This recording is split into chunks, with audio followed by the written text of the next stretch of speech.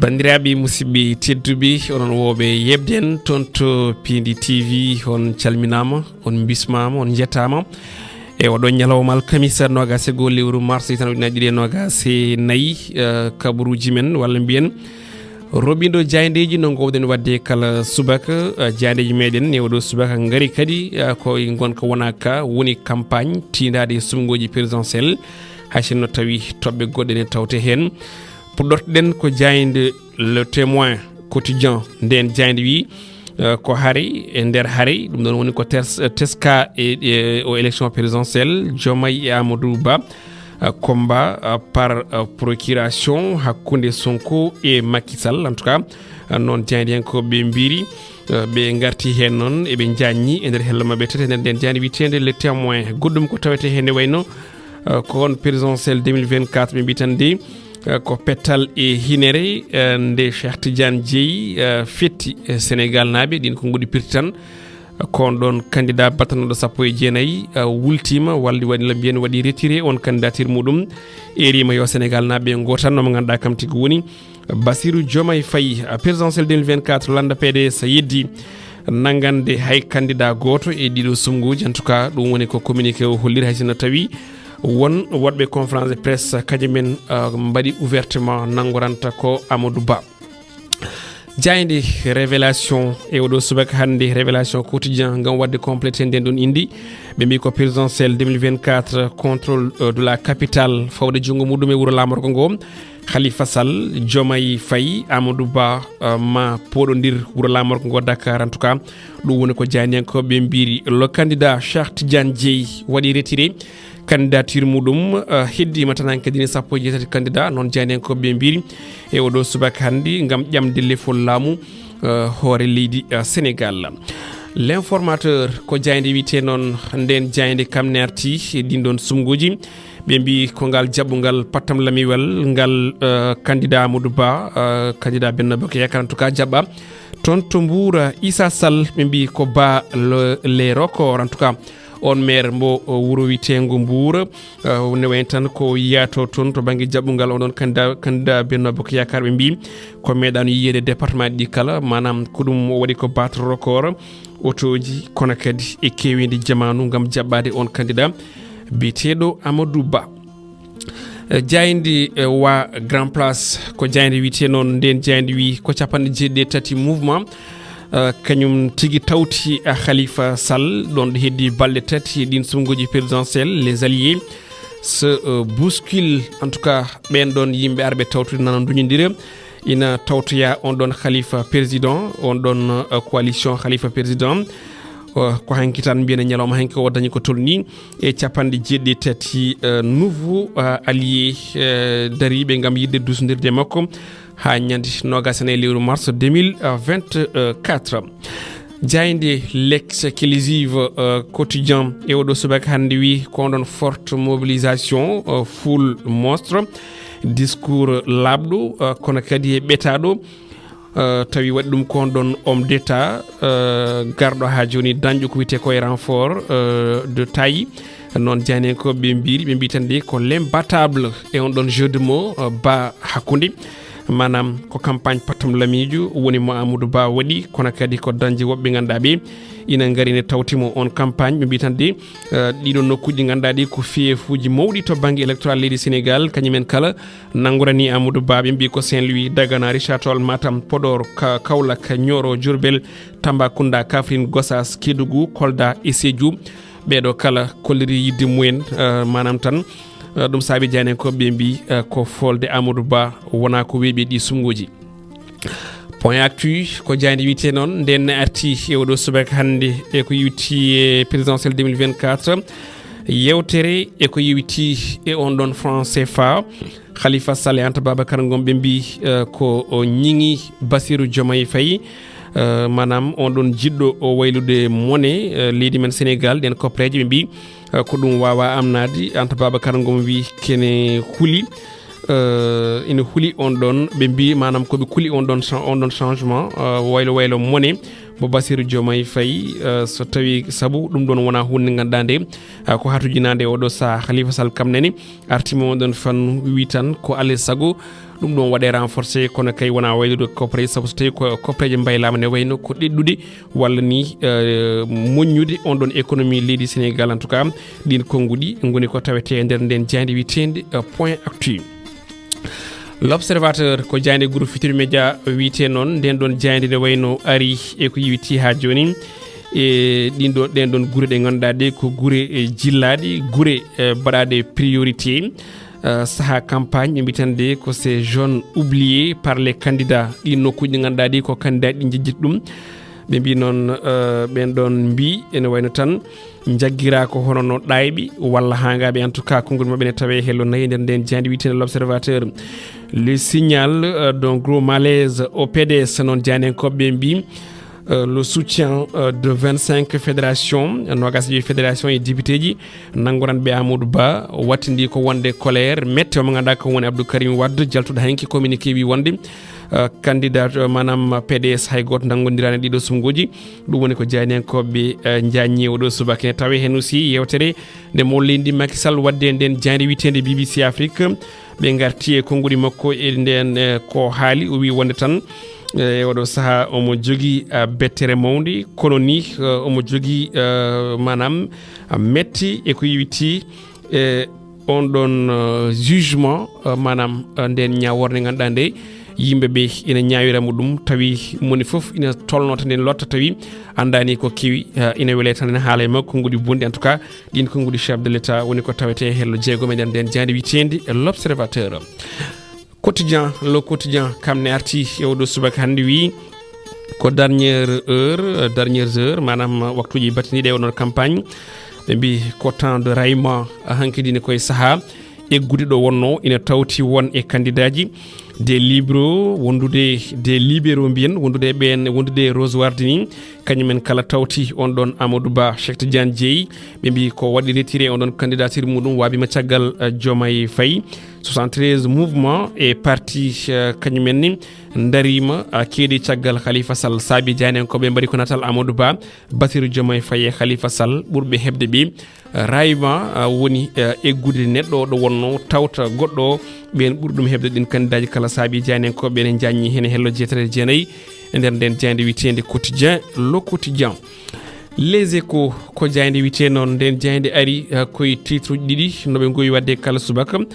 ɓe gari ko adi kala koye kongude mo ganduɗa kam woni walla ni koye alhaali Boy Djiné cohonoɗo toon to MAC maison d'arrêt et de la correction de Diourbel gila wona hande lebbi tati on ɗon Boy Djiné noon ɓe mbi ko waɗama transféré toon to kaso mo Rebeuss tawi noon ɓen ɗon tambiɓe kasoji ɗi e jogui ko kulhuli wonde on ɗon woto ɓoccitade kadi lawol ɗimmol ɓen administration pénitentiaire mbi mbaɗi ɗum tan koye erali ɓen ñawoɓe tawateɓe toon to Diourbel. e nder nden ɗon jandi Les Échos keddortoɗen ha joni ene wayno janenkoɓe gaari koye konngudi mo leydi Macky Sall ɗi surno e nder nden jaydi walla entretien mo waddi BBC ɗi konngudi o wi koso tawino Sénégal naɓe keɗinimomo ene wayno Sonko e Karim Wade kala ma gon candidat o wi noon ko ala hay hunde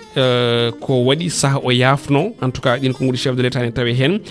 o tengtini wonde ñande ɗiɗi lewru avril ko jahowo haaju makko o fadani hay waktu goto minute goto seconde goto heddade e pouvoir so tawi ko rokkono ko timmi e wiide makko noon ombo heddi ha joni e hormade constitution leydi Sénégal sabu o jaggiri constitution leydi ndi ko honno jaggiri ɓernde makko walla mbiyen o wonki makko ɗin ko ngodi chef de l'état woni ko jaaje hello joyi e nder nden jandi witende Les Échos. gendire nde Le Soleil kamne natiri dingaral ko ɗin konngudi walla ni ko ɗin ko yiwte présidentiel 2024 e oɗo dimanche tijjaɗo e rango calme woni deyre e teyre woni ko teska hen komo lendi woni haalde hen kono kadi o wi ñande ɗiɗi lewru avril so Allahu lamɗo jaaɓi ko jahowo o ummota leydi ndi ha laaɓa ceer candidat Cheikh Tidiane Dièye waɗi retiré erima wonde yo yimɓe gotan Bassirou Diomaye Faye PDS ne wayne kañumen ne cuuɓi ko wabade caggal Amadou Ba Boubacar Camara ɓe mbi ina wayno tan kañum ne yiɗi ko wadde ko wiyete ko Touba hono on statut spécial Idrissa Seck erima wonde yo yimɓeɓe yo ndento ko wiyete discours ethniciste et communautariste en tout cas konngudi ganduɗa ɗi ko konngudi leñamagu hani e heedam heedigo to banggue diwnuji kame guri Amadou Ba ɓe mbi kañum ne waɗi concentré e diwan Diourbel e Lac de Guerre e on ɗon 2025 ne wayno mo yaltin ko tolni 50 milliards so tawi suɓama e kala région gam heeɓa ko sohli ko kala e mbadi kuɓal oɗo chiffre tawete nder nde jayde Le Soleil 4 millions de voyageurs waɗa enregistré e nder kalano wiyete ka train express régional. L'As quotidien e oɗo subaka ari koye natal mawlendi Macky Sall e ɗin sumgoji présidentiel 2024 Macky Sall ɓe mbi ko erima wonde yo yimɓeɓe yo gotoy e calme woni e deere e teere beele kay hewɗo saha hande ina mbawa ha joni mbiyen yaltude walla ni mbasa erade fitinaji e nder leydi men Sénégal konngudi makko ne jaaji hello mabɓe tati nder nden jani witende L'As quotidien. Vox Populi e oɗo subaka hande kañum ne arti e ɗin konngudi mawlendi Macky Sall gartude on ɗon ko yewiti ha joni e ɗum ko wanno on ɗon rapport présidentiel e wiide makko de o ala ko waɗi saka o yafno manam hay hunde ko waɗi ko ina adda yafa wiya walla yafnare en tout cas so tawi en tungnima e ɗin ɗon konngudi chef de l'état ina jaaji e nder hello mabɓe tati nder nden jandi witende Vox Populi. Jayde l'info ari koye ɗi konngudi ɗi ganduɗa ɗi ko ɓen heedirɓe to banggue fina tawa leydi Sénégal ɓe mbi ko place tokoso tan woni ɓen tambiɓe fina tawa woni ko dokkaka ni e on programme ɗin candidat ji saabi noon janen ko ɓe mbi ko mette mawɗi woni ko ɓen ɗon acteur ɓe jogui e oɗo saaha goni Ndour mo ganduɗa kam tigui woni PCA SODAV holliti wonde tan ina wayno koɓe nani ko e programme uji candidat ji ɗi e yonaniɓe saabu hay goto mbo ina siftora walla ni ina miijo hen ko yiwte fina tawa leydi ndi ɗen mette mabɓe ne jaaji hello tati nder nden jayde witende info. Jayde La Libération e oɗo subaka kañum ne ari koye ɗen ɗalle kaɗaɗe Barça walla Barsakh ɓe mbi ko laaɗe ɗiɗi julnunoɓe Sénégal naaɓe kañumen jooli toon to Dakhla on ko tawate ko toon to Maroc ɓe gummori koto Saint-Louis ko adi keɓe ndewa toon to Mauritanie won embarcation noon ene wayno ɓe mbi yuwi toon to Maroc ñande altini jamma altini jofi talata ko famɗi kala yimɓe ɗiɗo mbasi hen pittali mumen e on ɗon traversé Boubou Sène consul du Sénégal toon to Dakhla e wiide makko ɓen passager ji kala ɓen ɗon kala ko Sénégal naaɓe ina e mabɓe ni ina hen mabɓe ko 50 yettiɓe toon ina hen kadi suka goto mo ganduɗa heddaki ni walla mbiyen ni jogaki hay hitande tawi on ɗon suka wondi koye nene muɗum woni jinnaɗo muɗum debbo. Jayde Stade Quotidien ko ɗon guddirten roɓin men jayde je oɗo subaka hande jayne koɓe gaari koye on ɗon match amical international walla match ɗiɗi amical Gana Gueye Kouyaté Boulaye Dia Bamba Dieng et Pathé Ciss ɓe mbitande ko la tanière pour retrouver le sourire manam gonɗon wero baroteɗo ngal leydi Sénégal beele ɓen ɗon ina jokto jaleɗe kono kadi e weltare weytare goɗɗum ko tawete hen ne wayno ko Sadio Mané on ɗon photo e orthographe e bousculade duñodiral gam takkade on star sénégalais ɓe mbi ko Sadio Mané on roi à Amiens toon to regroupement équipe nationale du Sénégal o tawete oɗo saaha ɗum ɗon woni ko ganduɗa kam tigui woni ko tongono e jayɗe meɗen e oɗo subaka guddirten jayandeji meɗen ina wayno ko on ɗon odia noon ko dessin natal ngal ganduɗa ngal ina wayno jani en koɓe la tribune ene keewi ɗum dessinde kala e saaha en tout cas no jirɗon ni ko Amadou Ba waɗi cravate on ɗon caggal toon ne wayno ko Karim Wade e PDS kañumen goni ɗon diplôme de droit en tout cas ɓe mbitande ko chez Karim voyage no jirɗon ngol ɗon bindol ni diplômé de droit en tout cas candidaji goɗɗi ina toon kañumen ko wayno Anta Babacar Ngom ina toon gam yidde ƴamdi hakkillaji ɓe ganduɗa kam tigui goni Karim Wade biɗo wondene ina wayno oɗo présidentiel o yiyani foof ko yiwti ko o yani hen ko laaɓi so wona koɗi jahoji deuxiéme tour en tout cas oɗo wi ko kañum ine nanan tigui daara yoolade omo ganduɗa ko Idriss Seck nanan daara mudde e won ɗon alliance yaadude hen emo ganduɗa kam tigui woni Karim Wade Amadou Ba noon kañumne woodi ko haali ƴeewen ruttitade e konngol mabɓe nde tawno logo olel Piindi o koko wirni en donc ɓe mbi tan de Amadou Ba wi ko dans ce cas en tout cas voyons ailleurs so tawi ko ɗum en tout cas minen min jaha min ƴewya banggue goɗɗo no pamirɗon ko Karim Wade hande ne jeeya neɗɗo ƴameteɗo kono kadi militaji makko ne jeeya yimɓe ƴameteɓe hayso tawi ni woodi fuɗɗiɓe hen feccade donc konguɗi ɗi kala kañumen goni ɗo jooɗiɓe kala ko candidat dariɗo ko candidat donc moni fof ne ƴeewa en tout cas ƴeewde heɓde gartam e mo ganduɗa kam tigui woni Abdoul Karim Wade. Musidɓe tedduɓe ko ɗo uddiroɓe men jayndeji e oɗo subaka hande Allah jarama on jarama.